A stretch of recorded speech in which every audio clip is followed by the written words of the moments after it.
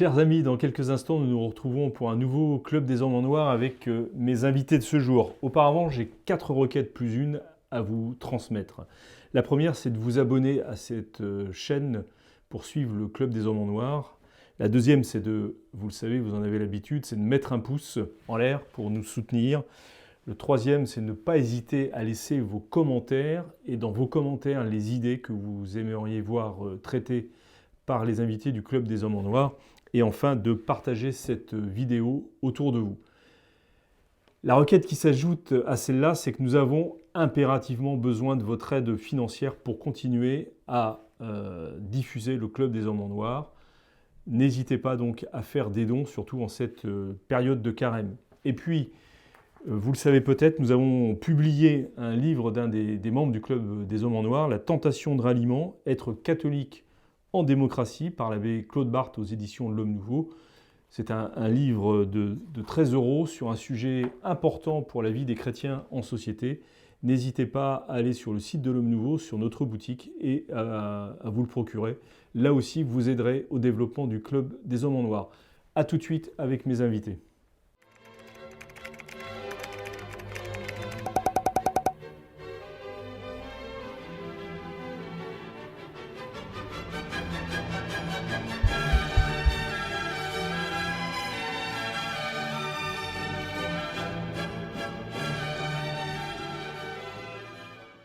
Chers amis, bonjour, heureux de vous retrouver pour une nouvelle émission du Club des Hommes en Noir consacrée aujourd'hui, actualité oblige, à la Constitution apostolique sur la curie romaine Praedicate Evangelium, publiée le 19 mars dernier, en la fête de Saint-Joseph. Un grand changement pour l'organisation de la curie qui était attendue depuis l'arrivée du pape François au suprême pontificat.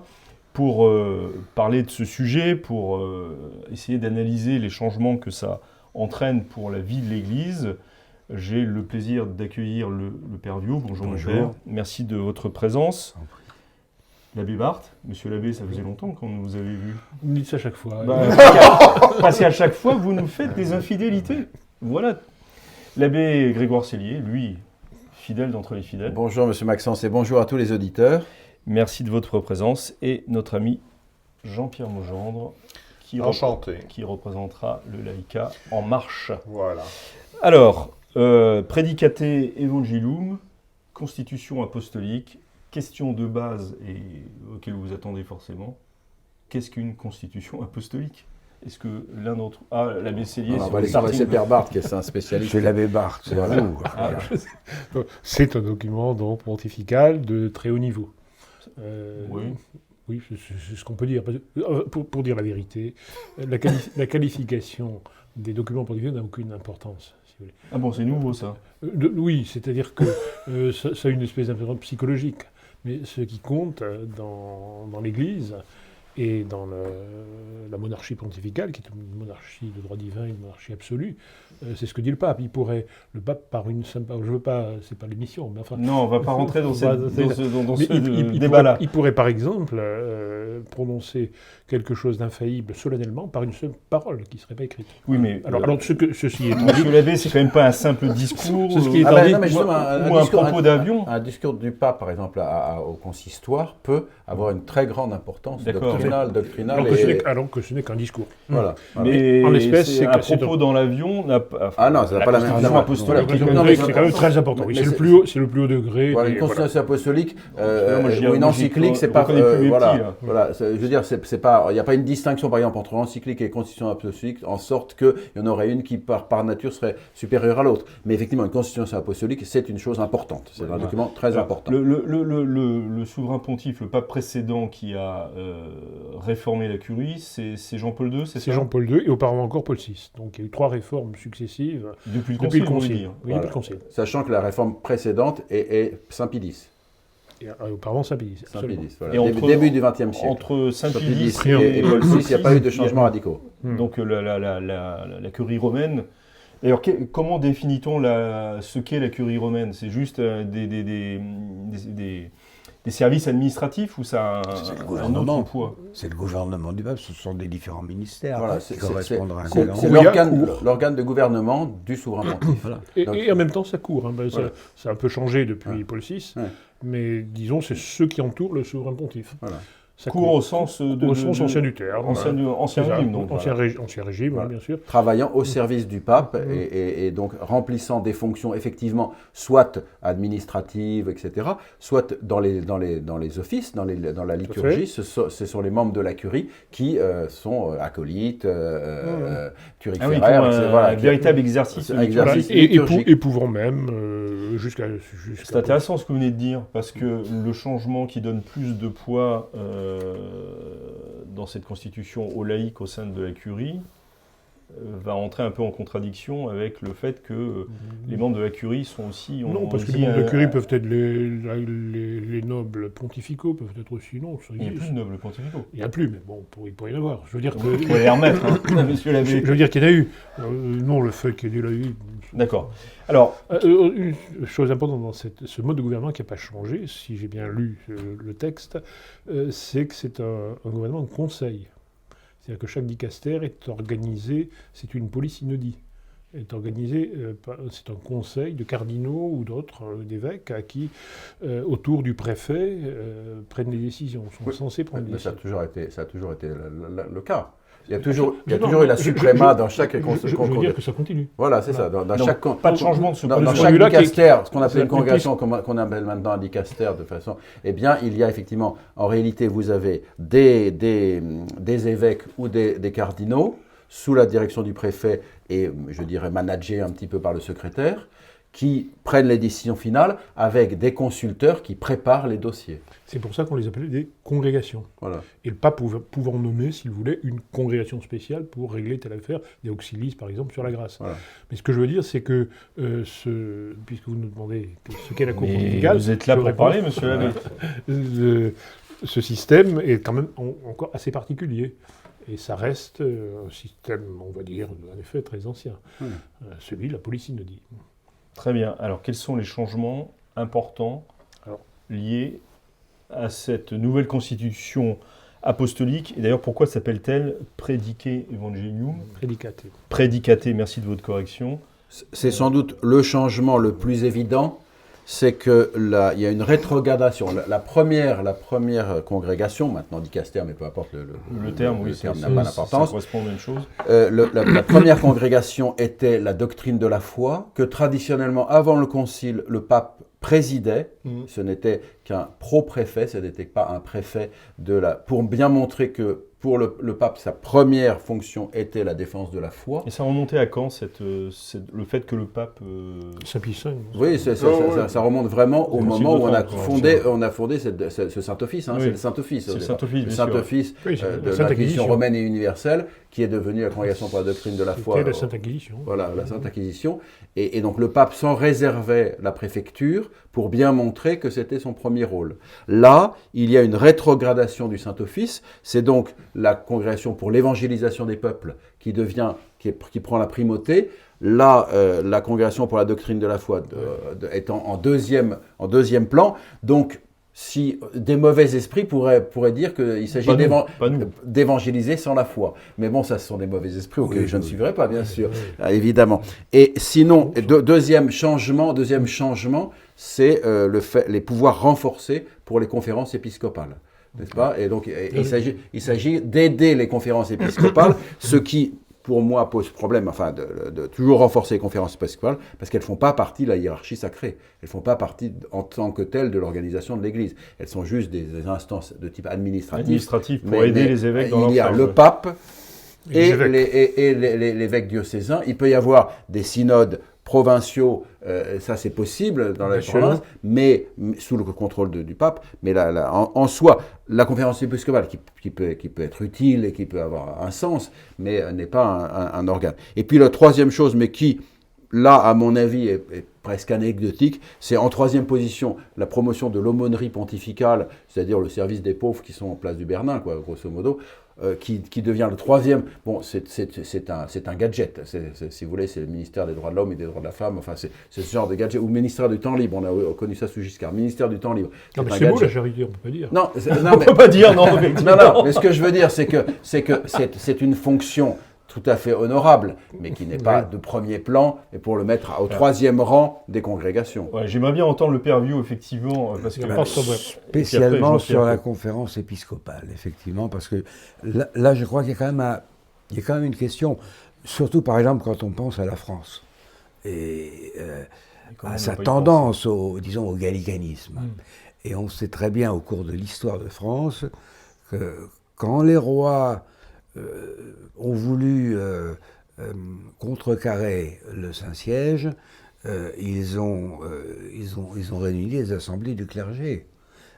Il y en a une célèbre, c'est celle de 1682, qui a coûté d'ailleurs à Bossuet son chapeau de cardinal, parce qu'il aurait pu l'avoir, mais il a pris une position conciliariste et finalement très gallicane. Et Louis XIV a frisé l'excommunication. Donc, ce que je veux dire, pour actualiser les choses, c'est que, après tout, les structures, vous savez, moi j'attache beaucoup d'importance aux hommes. Bon. Mais il faut savoir que si une conférence épiscopale a de grands pouvoirs, eh bien, elle va automatiquement se heurter à l'État et qu'il faut un certain nombre d'hommes de caractère pour pouvoir faire face aux politiques qui auront toujours tendance à vouloir la contrôler. C'est une vieille histoire en France. Oui, mais ça, c'est dans le rapport interne aux nations, si je puis dire. Enfin, c'est oui. Pas dans le rapport entre la conférence épiscopale et la papauté. Non, ça peut s'interposer, parce que, vous comprenez, en France, il y avait quand même l'instance de Matignon qui existait et qui était le lieu par excellence où on débattait des graves questions entre l'Église catholique en France et l'État, cette instance étant coprésidée par le Premier ministre et le nonce apostolique, et puis il y avait automatiquement de droit le président de la conférence épiscopale, l'archevêque de Paris, enfin bon. Mais enfin, c'était bien, si vous voulez, dans l'esprit de ce qui avait été décidé après 1905, surtout 1924, le gouvernement, le Saint-Siège. Voilà. Et pas la conférence épiscopale. Bon, là on change, pourquoi pas? Mais je veux dire que ça va exiger de la part de la conférence épiscopale une proximité des choses politiques, une lucidité très grande sur les enjeux politiques du pays. Je pense que ce sera pareil dans d'autres pays aussi, et qu'il va falloir s'intéresser de très près aux questions politiques internes à chaque pays. Voilà, Alors moi, ce qui m'a frappé dans ce texte, donc je rebondis sur ce que disait l'abbé Sellier, que je crois bien synthétisé, je notais là par rapport à l'annonce de l'Évangile est désormais indiquée explicitement comme la première réalité dynamique fondant le service de la curie dans l'Esprit Saint, une révolution. Voilà. Et je crois qu'effectivement, ça a été évoqué, c'est une forme de révolution. Le primat du pape, c'est l'évangile de Saint Luc, c'est « Va, conforte tes frères dans la foi ».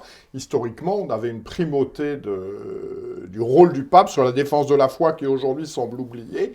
Et puis le deuxième aspect, ça rejoint aussi, ça a été évoqué, le terme qui revient à plusieurs reprises, c'est la question de la synodalité. Voilà, la synodalité, elle est essentielle, incontournable.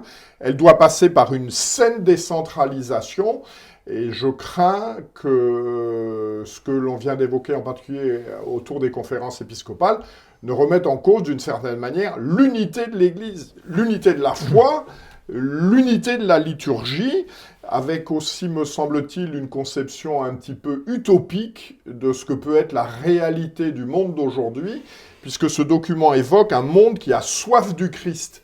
Alors, je ne sais pas s'il a soif du Christ, mais ça ne se voit pas trop, quoi, d'une manière générale. Il doit l'ignorer, si oui, il doit ignorer sa soif. Vous vouliez réagir, monsieur Abbé? Oui. je pense que si je vais réagir, ce que dit l'abbé Vieux, le père Vieux est très juste. Ça dépend beaucoup des hommes. On change des trucs, à mon avis, hein, entre nous. Mais entre nous, personne ne nous regarde. Personne ne nous regarde. Je pense que c'est quand même beaucoup de poudre pour les yeux, hein, cette affaire-là. On a annoncé cette constitution, c'était la grande affaire du règne du pontificat. Et puis la montagne accouche d'une souris.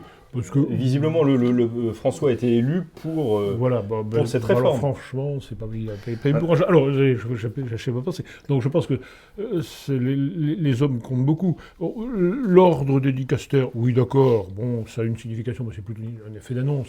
Il est évident que le pape doit aussi annoncer, c'est clair, qu'il doit défendre la foi. S'il le faisait, ce serait formidable. Ça, ce serait la vraie révolution. Je veux dire que si la curie s'occupait, par exemple, de condamner les hérétiques, condamner l'archevêque de Luxembourg parce que c'est un hérétique, il a énoncé un sermon. Ça, ce serait formidable. Ce serait bien plus important. Mais donc, ça serait la congrégation pour la doctrine de la foi. Qu'il le ferait, voilà. Bah, mais, vous savez, par exemple...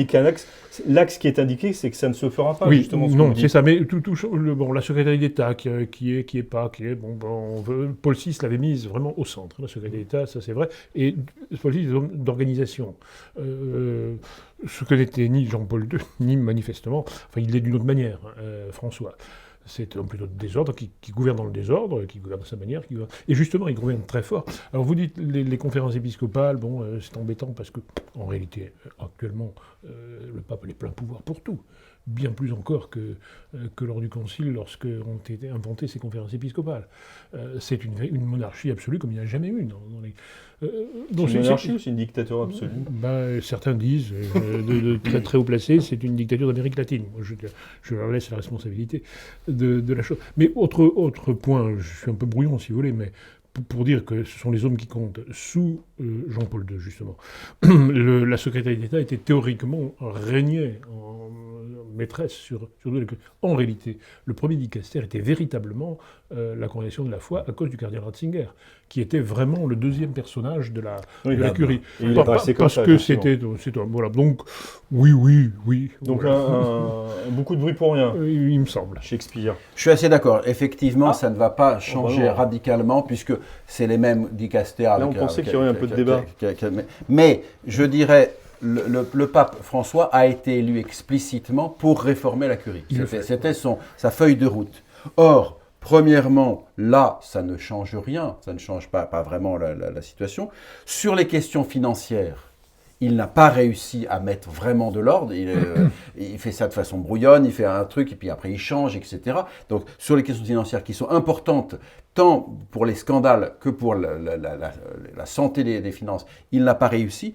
Et je suis toujours frappé du fait que dans des constitutions qui réorganisent un petit peu, etc., mais de façon, à mon avis, assez superficielle, il n'y a toujours pas ce que j'appellerais de gouvernance moderne. C'est-à-dire, par exemple, il n'y a pas de conseil des ministres, pas de conseil des...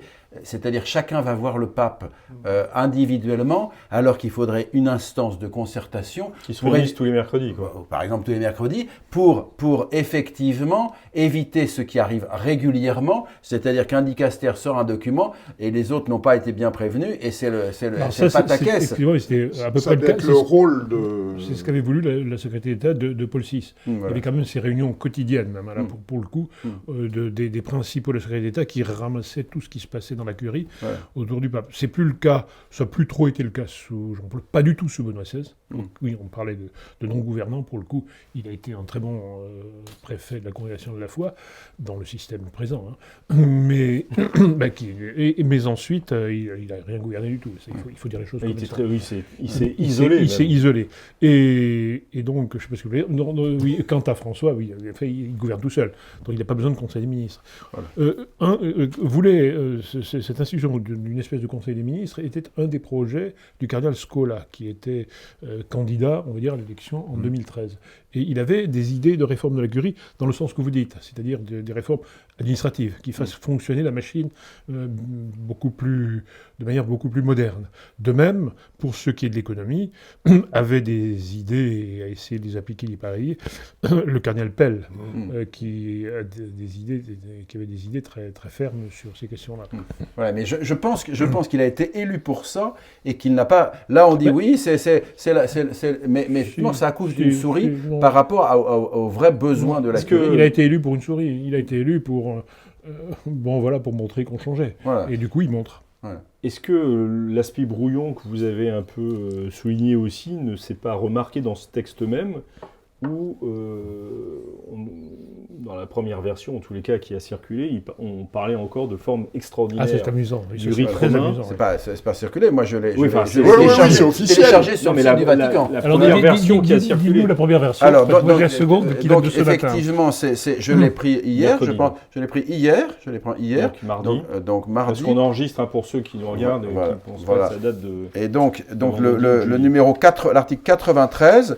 le 1, etc., le dicaster s'occuperait de la réglementation de la discipline de la liturgie quant à ce qui regarde la forma straordinaria del rito romano, la forme extraordinaire du rite romain. Voilà. Donc c'était hier que effectivement. Alors hier, il y avait à nouveau la forme extraordinaire. Hier, au moment où nous enregistrons. Ce qui a déclenché l'ire terrible des gens de Saint-Anselme, et notamment d'Andrea Grillo, qui a fait des articles, qui a fulminé des articles terribles contre cette chose. D'une part, qu'on en parle, qui est une mention, et d'autre part... C'est un échec pour lui, oui, tout à fait. Manière. Et d'autre part, qu'elle s'appelle encore forme extraordinaire, comme dans le Summum Pontificum. Ouais. Donc du coup, hier soir, transaction, il y a eu une modification, là je vais vous lire. Le dicaster traite de la réglementation... Non, c'était hier soir, mardi soir. Mardi soir. Le dicaster traite de la réglementation et de la discipline de la Sainte Liturgie en ce qui concerne l'utilisation, accordée selon les normes établies, des livres liturgiques avant la réforme du Concile Vatican II. Ouais. Donc on a cédé... On a cédé sur le extraordinaire. Mais on a quand même conservé ce qui est intéressant. Dans le contexte actuel, vous l'interprétez comme... Je le donne comme une espèce de transaction. Ça existe toujours. Et puis ça montre au passage, et ça rappelle, moi je l'ai souvent dit, le rôle de Saint-Anselme et de Grillo, qui est très très pesant sur tout l'épiscopat italien, et forcément aussi sur le... On ne prend pas assez garde à moi, je n'ai rien contre lui, je ne le connais pas personnellement, mais je le lis, et c'est intelligent, c'est bien présenté, et voilà. Ce qui est sûr pour un laïc, un peu peut-être l'expérience de la vie en entreprise, etc., tout ça, ça fait quand même pas très sérieux, quoi. C'est-à-dire, on publie un texte le samedi, puis on le change le mardi. Alors, on l'a publié tellement vite qu'il n'a pas été, paraît-il, je répète ce qu'on m'a dit, sans garantie, que les membres du conseil, la G5, n'ont pas été avertis de la publication. Alors, pourquoi cette précipitation dans la publication et publié en italien seulement, puisque... Donc ça, c'est devenu quasiment une habitude. Oui, mais enfin, il fallait le faire à toute vitesse, et les autres langues, on n'avait pas encore le temps. Alors, pourquoi La vraie question est pourquoi tout ce qu'on dit à Rome, c'est que ça sent la fin de pontificat. Il faut absolument marquer le terrain et dire que les choses ont été faites. Bon, alors moi, là aussi, sous toute réserve. Cependant, il y a quand même un autre élément qui intervient. On a évoqué les affaires financières. Un autre élément qui intervient dans cette atmosphère fin de pontificat, c'est le mémorandum pour le futur conclave, qui a été publié par un cardinal anonyme et qui parle notamment très, très longuement des affaires financières. Qu'est-ce que c'est? Alors attendez, parce que là vous parlez d'un mémorandum. Ça veut dire c'est pas un texte officiel. Non, pas du tout, c'est pas officiel, mais c'est presque plus important qu'un texte officiel. C'est-à-dire que Sandro Magister, vaticaniste, qui est, on va dire aujourd'hui pour simplifier les choses, vaticaniste de droite, qui était un grand soutien. Était mal vu de la curie. Très mal vu de la curie actuellement, oui, bien sûr. Oui. Et qui publie des textes parfois tout à fait intéressants, et notamment a publié il y a quelques jours, 3-4 jours, 5, j'en sais rien, un mémorandum que lui a confié un cardinal qu'il appelle... Démos, le peuple. Voilà. Donc on ne sait pas qui est le cardinal. C'est très péroniste. C'est en fait très péroniste, oui. Et le cardinal en question, dans ce mémorandum, explique qu'on va vers un futur conclave et qu'est-ce qu'il faudrait, quel pape faudrait-il élire. Grosso modo. Qu'on aille vers un futur conclave, c'est pas tout à fait. Non, c'est pas souple. Il est quand même rare qu'un cardinal, certes anonyme, dise « je publie un texte pour préparer le conclave à venir ». Quel poids a un tel texte s'il vient d'une personne anonyme, c'est sûr anonyme dont on n'est pas sûr qu'il soit cardinal? Le poids, c'est de faire réfléchir les gens. Dans son document... vous n'allez pas voter pour le futur pape, Non. Mais est-ce qu'il a été envoyé d'abord aux conclavistes potentiels ou est-ce qu'il a été d'abord publié, d'après ce qu'on sait?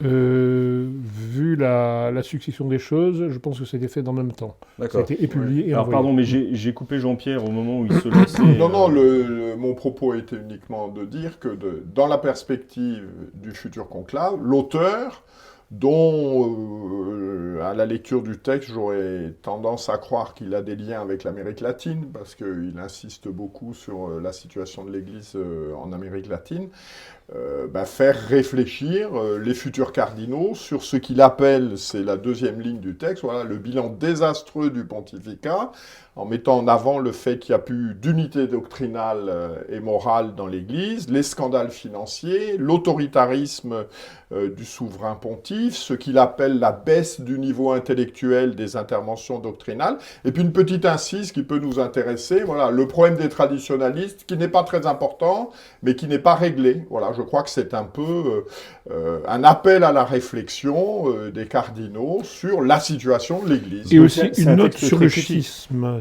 C'est très critique. C'est très critique, oui. Très critique. Oui, mais ça, vous savez, maintenant, à Rome, en fait, autant à droite qu'au centre droit ou au centre gauche, on est extrêmement critique.